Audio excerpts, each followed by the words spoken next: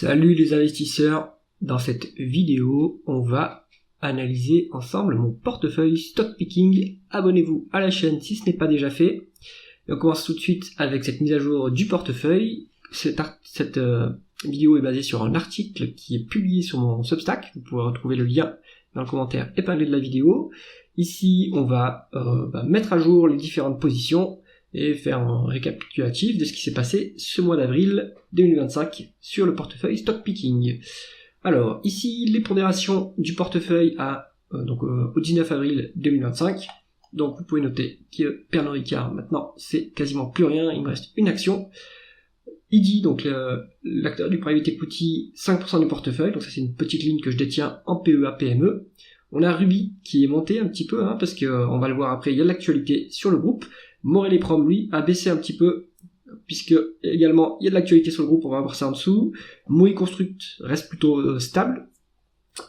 Jacquet Metals, ça a aussi un peu bougé par rapport au mois de mars, mais rien de significatif. On a Vicat qui reste bien une bonne proportion du portefeuille, puisque le cours a fortement monté après la publication des résultats annuels. Et Téléperformance qui reste aussi une grosse ligne du portefeuille. Là, c'est plutôt parce que je l'ai plutôt surpondéré. Il n'y a pas vraiment d'actualité récente sur le mois d'avril. Alors, comme je le rappelle souvent, dans ce portefeuille, le but, vu que j'ai une poche ETF pour faire de la croissance, ici je me permets d'être concentré dans ma poche value stock picking. Alors dans ma poche stock picking, qui est une poche value. Et donc quand on fait de la value, on peut s'autoriser à être concentré, mais il faut pas se planter dans l'analyse évidemment. Donc j'ai fait des erreurs, comme tout le monde, et donc Pernod Ricard par exemple, c'est un exemple d'erreur. Téléperformance, c'était, on va dire, une erreur, mais bon, ça se rattrape, donc finalement c'est pas tant une erreur que ça. Je pense que là on est à nouveau bien parti, donc c'est pour ça que je m'autorise à avoir des lignes à 20% du portefeuille qui est qu'une poche de mon portefeuille global. On va passer en revue les différentes positions par taille de pondération. Donc Pernod Ricard, donc là je vous rappelle la thèse d'investissement qui s'est révélée plutôt désastreuse, on va pas se mentir. Pernod Ricard pour moi c'était un potentiel leader de l'industrie, puisqu'il était numéro 2, donc je pensais qu'il allait pouvoir passer numéro 1 devant Diageo. On était plutôt en bas de cycle au moment où je me suis intéressé à l'action, à cause de la normalisation suite à la forte hausse de 2021-2022. Et puis en fait, la normalisation ne s'arrête pas, et maintenant on a la guerre commerciale qui se rajoute, la Chine qui est toujours en panne, et donc résultat des courses, ma perte c'est toujours au taux de 36% sur Pernod Ricard, mais je continue à surveiller le secteur. On a eu quelques publications, donc on a eu pas mal de publications déjà sur le mois d'avril. Alors les acteurs plutôt français, ils publient pas souvent des résultats trimestriels, c'est un peu embêtant.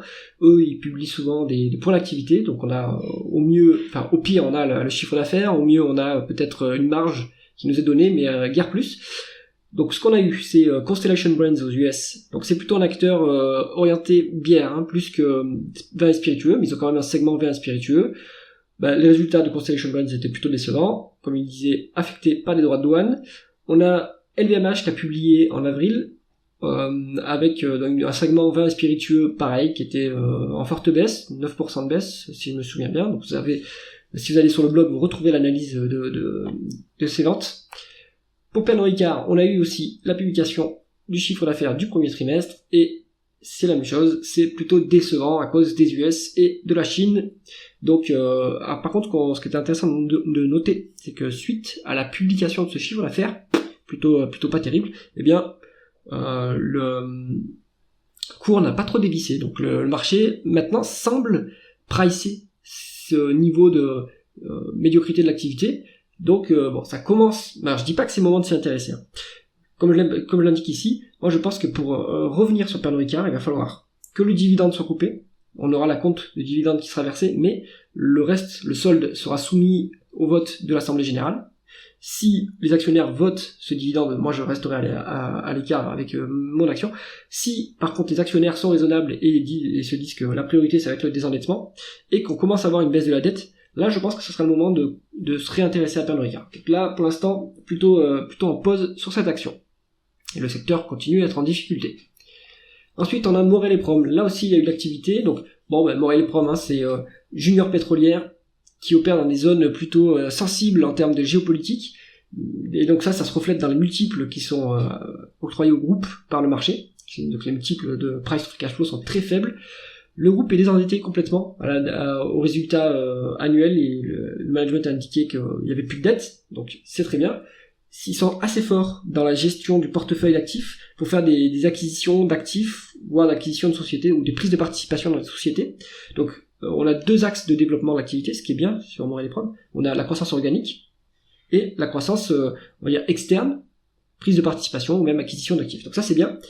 Bon, ce qui est moins bien, c'est qu'on est dépendant du prix du pétrole, évidemment. Le point mort du groupe, en termes de cash flow opérationnel, c'est $30 sur le Brent. À l'heure actuelle, on est quand même entre 60 et 70, même entre 65 et 70. Donc, pour l'instant, le groupe continue quand même de générer du cash, hein, et il n'y a pas trop de problème à ce niveau-là. Donc, excellente rentabilité sur le dossier. Ce qui est moins bien, c'est que sur le mois d'avril, ou fin mars, j'ai mis un article, hein, voilà, que c'était ici, hein, donc là c'est le chiffre d'affaires du T1, mais sur le mois d'avril, on a eu la révocation de la licence d'exploitation au Venezuela par l'Office of Foreign Asset Control des États-Unis, auquel est soumis Morel et Prom, évidemment. Hein. Donc, le groupe peut opérer jusqu'à fin mai sur cet actif, et ensuite ça sera gelé. Ça s'est déjà produit par le passé. On est habitué sur Morel et Prom à avoir des effets géopolitiques assez forts. Hein. Il y a eu coup d'État au Gabon en 2023. Le cours s'est quand même repris derrière. Donc, moi, je reste confiant dans le management. Ma ligne est en moins-value pour l'instant, mais c'était pas une ligne complète, donc si j'ai les liquidités, eh ben, je me renforcerai sur du Morel et Prom. Les ventes du T1 étaient plutôt... Alors le chiffre d'affaires du T1 était plutôt fortement en baisse, mais c'était un effet technique, parce qu'en fait on n'a pas vendu beaucoup de production, mais on a quand même pas mal produit, hein, donc cette production elle est stockée, et elle va être vendue sur le deuxième trimestre, donc on a un deuxième trimestre qui sera assez fort comparé à celui de l'année dernière. Maintenant, sur le troisième trimestre, on commencera à avoir l'impact du Venezuela qui est suspendu. Donc à suivre sur Morel et Prom, moi je reste confiant sur cette entreprise avec mon objectif de cours de 7,50€. Alors il faudra que je révise peut-être l'horizon d'investissement qui sera peut-être pas à 12-18 mois, on verra ça au résultat semestriel. Peut-être que ça va prendre plus de temps, peut-être que ça prendra 24 mois. Donc là-dessus, ça va dépendre aussi du prix du baril, mais je suis prêt à conserver ma position, puisqu'en plus le groupe verse un dividende assez intéressant quand même, mais à l'heure actuelle ce dividende doit être autour de 7% de rendement, donc ça me permet de dégager des liquidités que je réinvestirai sans doute dans Morel et Prom. Mouri Construct, donc là c'est ma ligne, c'est ma microcap multibagger. Pour l'instant c'est pas multibagger, je suis presque à 100%, mais ça plus, bon, je dois être à 80%, une plus-value de cet ordre-là. Donc constructeur, on va dire plutôt ingénieriste belge dans la construction, dans le bâtiment. Donc c'est un modèle d'affaires qui est excellent parce que il est à BFR négatif, hein. C'est comme Technip Énergie, on collecte les fonds pour ensuite les dépenser sur la réalisation du projet. Donc on a du cash qu'on fait travailler en plus et qui améliore le résultat financier. Bon, ce groupe, il est très bien. Il est pas très bien valorisé par le marché parce que c'est en fait une microcap, hein, donc il n'y a pas beaucoup de liquidité. Il est à 9 fois les bénéfices. Capitalisation boursière autour de 200 millions d'euros, un peu plus maintenant.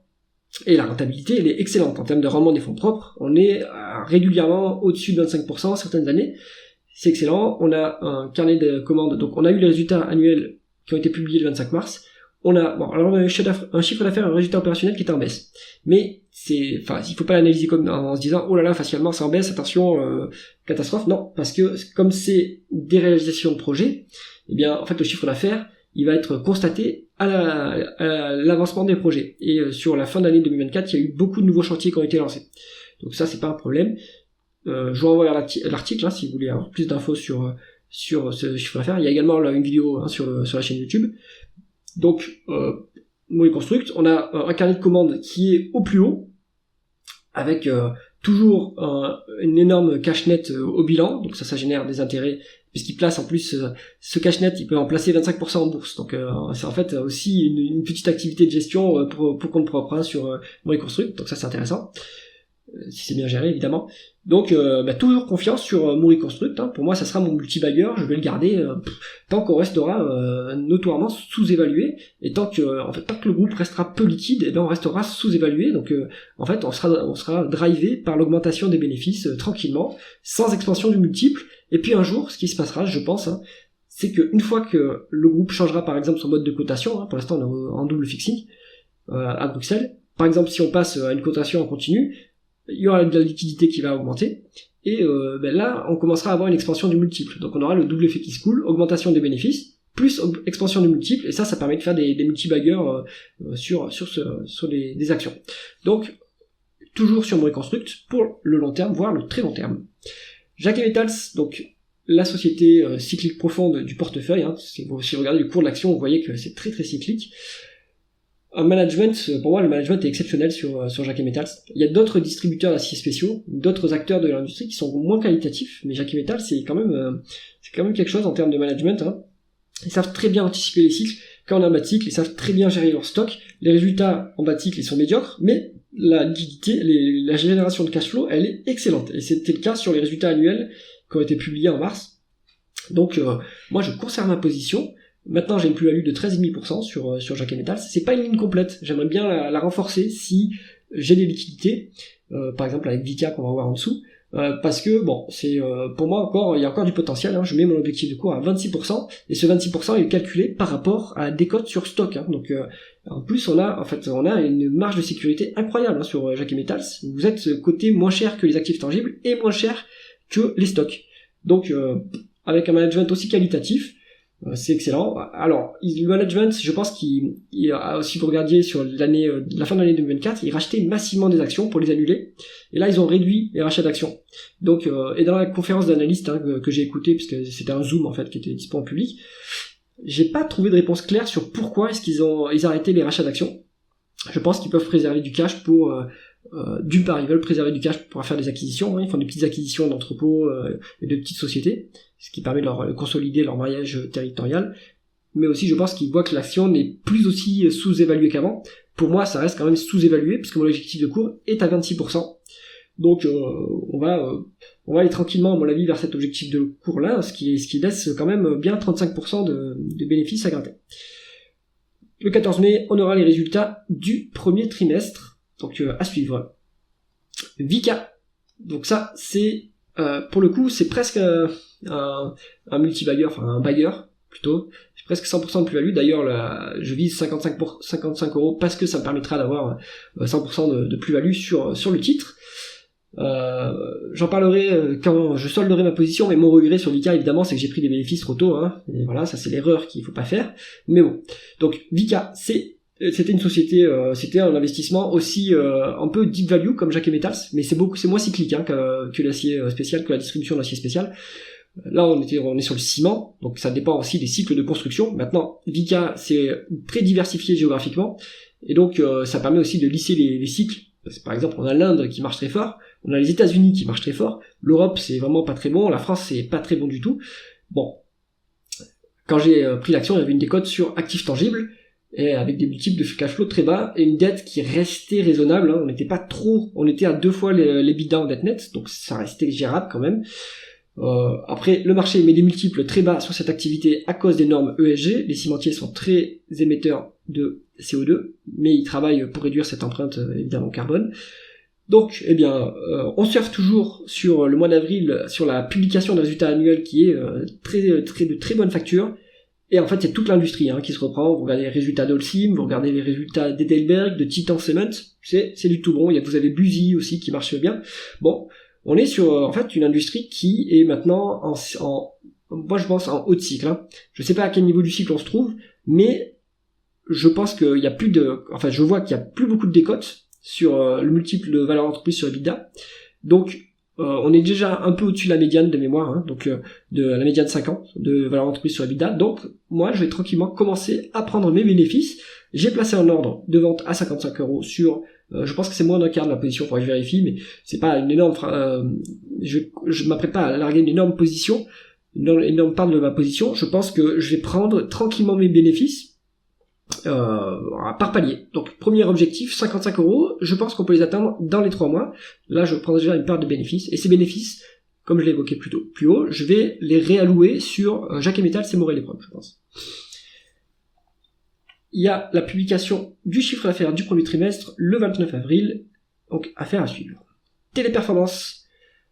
Donc ici, je rappelle ma thèse d'investissement. Vous pouvez la retrouver aussi, ma thèse d'investissement, sur le blog et sur la chaîne YouTube. Donc en fait le marché joue la mort de l'activité parce qu'on serait remplacé par l'intelligence artificielle. Pour l'instant, on le voit toujours pas dans les chiffres, on continue à générer d'énormes free cash flow, 1,5 milliard. Donc pour l'instant, c'est une machine à cash et on voit pas alors la croissance ralentit, mais en fait la croissance qui a ralenti, le marché, enfin c'est mon interprétation, le marché pense que la croissance ralentit parce qu'on est remplacé par l'IA, c'est juste parce que l'activité se normalise, hein. Post-pandémie, on a eu un ralentissement de l'activité assez fort, à cause de la hausse de l'inflation, les donneurs d'ordre, qui sont les grandes entreprises, ont un peu ralenti la voilure sur l'externalisation des services, mais en fait même pas, ils ont ralenti la voilure sur les coûts et donc sur l'externalisation des services onshore. Mais ce que propose Téléperformance, c'est du nearshore, c'est-à-dire des géographies à moindre coût proches des zones d'opération des entreprises clientes, et de l'offshore, par exemple en Inde, aux Philippines, qui permet de réduire les coûts. Et c'est ce que dit le management à chaque conférence d'analyse. Oui, le chiffre d'affaires baisse quand on passe des contrats offshore, sauf que la marge, elle augmente, puisqu'il y a une meilleure marge sur cette activité. Donc, et ce qui compte à la fin des fins, c'est la hausse des résultats nets, la hausse des cash flows. Et pour l'instant, on l'a sur Téléperformance. Il n'y a pas d'activité notable à signaler sur Tipeee Group, c'est le nouveau nom de l'entreprise, et non plus sur le secteur, hein. Ce qu'on voit, c'est des petits articles. Par exemple, il y a eu un article dans la semaine de Téléperformance qui ouvre un nouveau call center en Afrique du Sud. Bon voilà, c'est ce type d'actualité. Donc l'activité traditionnelle continue à se développer, et l'activité service spécialisé, hein, qui est l'activité à plus forte marge, elle évolue au gré des acquisitions et de la croissance organique des activités déjà en place. Donc, ce que je vois, c'est qu'il n'y a plus de rachat d'actions depuis le début de l'année, et le management n'a pas répondu clairement sur pourquoi il n'y a plus de rachat d'actions à la présentation des résultats annuels. Donc, à suivre, dans la publication du chiffre d'affaires du 30 avril, que dit le management sur ces rachats d'actions. Et j'ai vu un peu des analystes sur X qui disent qui émettent des hypothèses sur pourquoi il n'y a plus de rachat d'actions. Et l'hypothèse, alors moi, mon hypothèse, je pense la plus probable, c'est que ils préparent une acquisition. Donc une acquisition dans les services spécialisés, enfin j'espère. De toute façon, faire une acquisition dans l'activité traditionnelle, ça n'a pas trop de sens, hein. Les marges sont plutôt faibles et on aimerait voir les marges augmenter. Donc ça, ce qui serait bien, c'est de faire une acquisition dans l'activité services spécialisés. Autre hypothèse, le management prépare une sortie de la cote, parce qu'on est typiquement sur un dossier qui intéresserait des private equity. C'est-à-dire qu'on ferait un LBO, leverage buyout, et comme ça génère d'énormes free cash flow, on pourrait supporter 5 fois l'EBITDA en dette nette, 5 fois, hein, et après rembourser la dette avec les free cash flow de l'entreprise. Hein. Donc, on peut imaginer plusieurs scénarios. Ce qui serait, moi je pense qu'il serait idéal, mais il faudrait se pencher sur cette analyse, ça serait la scission de l'activité traditionnelle, et ça on pourrait potentiellement le vendre à un private equity, et la conservation de l'activité service spécialisé. Parce que elle est en forte croissance notable, hein, plus de 10%, avec une marge de EBITDA de 30%, donc ça pourrait être intéressant quand même. Donc, affaire à suivre. Mon objectif de cours reste à 170€, horizon 12-10 du mois. Alors, Ruby. Donc, on est sur une entreprise plutôt value assez classique, c'est-à-dire décote sur flux. On n'est pas sur décote, on n'est pas sur du deep value avec décote sur actif, hein, on n'a pas de décote sur actif tangible. Donc, Ruby, il y a eu donc je rappelle ma thèse d'investissement. Donc, Ruby, je m'étais intéressé depuis assez longtemps, hein. Je suis actionnaire depuis à minima 2023, début 2023, il faudrait que je regarde un peu quand est-ce que je regarde la position, mais donc je la suis depuis assez longtemps, hein. J'y suis allé à deux assemblées générales, celle de 2023, il y avait personne, mais il y avait déjà Ronald Saman qui commençait à se plaindre que le management faisait n'importe quoi avec Photosol. Et en 2024, donc je rappelle, on a eu la montée de Patrick Mollis, de Bolloré et de Saman qui s'est renforcé au capital. Donc excellent. Au début, moi, je jouais Ruby sur la décote sur valeur d'entreprise sur EBITDA. Il y avait la petite activité Photosol qui était pas trop gênante à l'époque. Bon, ça marchait pas, mais bon. En 2024, Photosol, on a vu que ça marchait toujours pas, mais il y a eu les actionnaires activistes que j'ai évoqués qui sont montés au capital, donc ça fait monter le cours. L'Assemblée Générale 2024 était assez marrante, j'y ai participé. Mais il s'est rien passé en fait. La seule chose qui s'est passée, c'est que Ronald Saman a été élu au conseil de surveillance. Et je pense pas qu'il ait beaucoup d'impact. Mollis, lui, il avait mis une motion pour nominer des gens à lui en fait au conseil de surveillance. Il est pas passé loin lui-même d'être élu au conseil de surveillance. Les autres, ils étaient assez loin finalement. Et donc, le cours de l'action est retombé par la suite. Donc moi j'avais quand même soldé une bonne partie de ma position en décembre de mémoire, en novembre ou décembre, enfin à la publication du troisième trimestre 2024, j'avais soldé ma position parce qu'il y avait eu un profit warning en fait. Finalement les résultats annuels ils se sont révélés pas si mauvais que ça. Hein. On est sur un rendement des fonds propres à 12,5 sur Ruby, c'est pas dégueulasse. On était sur finalement ce qui était prévu après le profit warning sur les résultats. On est sur un PER de moins de 10 et avec un rendement du dividende qui est autour de 8%. Alors c'est un peu baissé ce rendement puisque le cours est monté. Je vais expliquer pourquoi. Donc ça reste une test value classique. Maintenant j'avais pris un peu peur à cause du profit warning. Finalement mal m'en a pris parce que le cours s'est quand même stabilisé, c'est bien redressé depuis le début de l'année. Et actualité récente sur le mois d'avril, on a nos compères qui se manifestent à nouveau, Patrick Molis et Bolloré. Donc Molis, lui, il est monté à plus de 9% du capital via des produits dérivés, il a acheté des puts et des calls. Alors j'ai vu une news, je pense que c'est par UBS qu'il est passé, parce qu'il y a UBS qui a indiqué qu'il avait franchi des seuils, donc je pense que c'est peut-être Molis, ou peut-être que je me trompe et que c'est encore d'autres investisseurs, donc ça c'est à suivre. Et Bolloré, lui, a annoncé qu'il est monté à 6% du capital avec plantation des terres rouges. Donc, on a les activistes qui sont renforcés au capital, il manquerait plus que Saman qui se renforce à nouveau, et là on aurait la triplette gagnante de 2024 qui se manifeste à nouveau. Et bon, ça nous indique que l'Assemblée Générale 2025 va être encore intéressante à suivre. Donc on pourra la suivre en visio, maintenant moi je peux plus me rendre aux AG, mais je suivrai cette Assemblée Générale en visio si je peux. Et donc là, il va falloir suivre en amont de cette Assemblée Générale le dépôt de motions pour des nominations au Conseil de surveillance. Et après, si ils sont nos amis de Compagnie Nationale de Navigation, la société de Molis, sont élus au Conseil de surveillance, ensuite il faudra suivre ce qu'ils essayent de mettre en place pour secouer un peu la boîte. Alors moi ce que je vois c'est que en fait ils pourraient, s'ils prennent le contrôle de la boîte, ils pourraient en fait vendre l'activité Photosol, mais ça je suis pas sûr que ça vaille grand chose. Et peut-être aussi scinder la boîte en fait et vendre les actifs et liquider la boîte. Ou alors juste séparer Photosol. Enfin il y a plein de scénarios possibles parce qu'en fait je pense que Ruby est valorisé moins que la somme de ses parties à cause de l'échec de Photosol. Donc ça il y a de la valeur à créer sur le dossier. J'ai donc suspendu mon objectif de cours, j'ai plus d'objectif de cours, moi je suis intéressé pour voir ce qui se passe par la suite et pour voir jusqu'où on peut aller, vu que j'ai un quart de position, de toute façon ça va pas changer significativement la performance du portefeuille, mais c'est toujours à suivre pour l'expérience, ce qui se passe dans ce genre de situation. On termine cette revue avec IDI, donc l'Institut du développement industriel. Donc on rappelle, c'est une société de portefeuille de private equity spécialisée dans le LBO et le capital développement. Surtout français, mais ils ont une petite activité à l'international avec les pays émergents, donc ça c'est intéressant.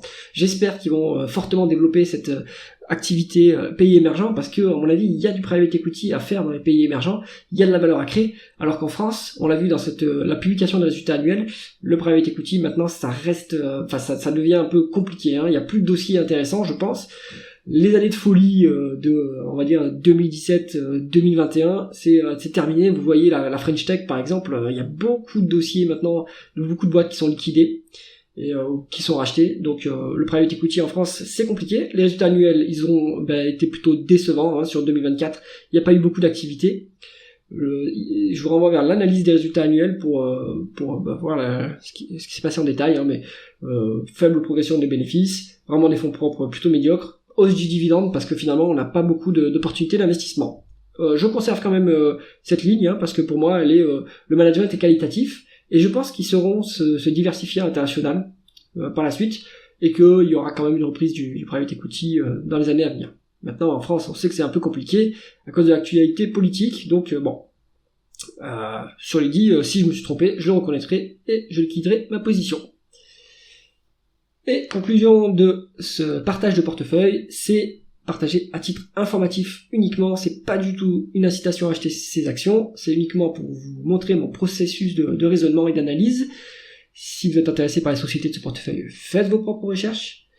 Vous pouvez par exemple aller voir sur le blog et sur la chaîne YouTube les analyses. Et si cette vidéo vous a intéressé, mettez un pouce vers le haut et pensez à vous abonner à la chaîne. À bientôt!